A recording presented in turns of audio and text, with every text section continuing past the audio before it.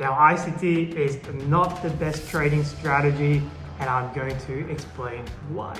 Now, I see people all over the internet say you need to trade ICT.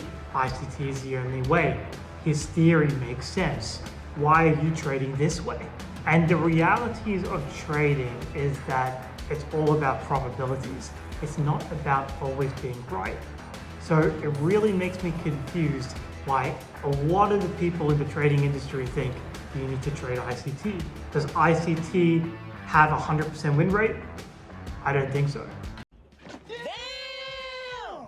Trading is all about probabilities and your risk to reward ratio. As long as you have a positive outcome, it does not matter how you trade. You have traders like Tori Trades who trades just trend lines, a very simple trading strategy, and she has a positive outcome. You have myself who trades purely price action.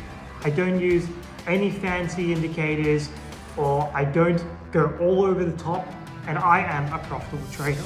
And you have all these different traders that trade differently and they have a positive outcome, and they may not be trading ICT.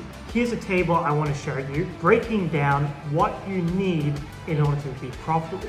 So here's a table, and it ranges from a 20% win rate all the way up to 60%. And I didn't say 100% because that's just not possible. And you have the different risk to reward ratios going from 1:1 to 5:1. Now, if you're confused what the win rate is, the win rate basically is how many times you win over a particular amount of time. So for instance, if you have a 50% win rate, out of 10 trades, you would win 5 trades. And if you're confused about what the risk to reward ratio, this is basically indicating how much you gain over how much you risk. If you have a 1:1 risk to reward ratio, that means every time you risk $1, you would gain $1.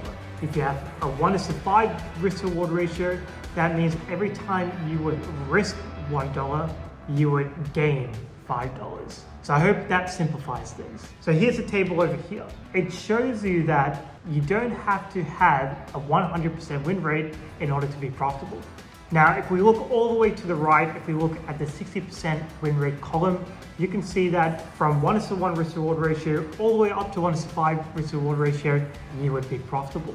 If you look at the 50% win rate column, you'll see that the 1:1 risk to reward ratio, you would be break even.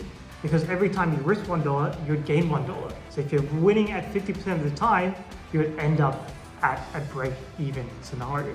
Let's look at the 40% win rate column. You see that the 1:1 risk to reward ratio would not work out. You would actually end up being in the red. And if you look at the 30% win rate column, you'll end up being in the red if you had a 1:1 risk to reward ratio or a 2:1 risk to reward ratio. So every time you risked $1, you would gain 2.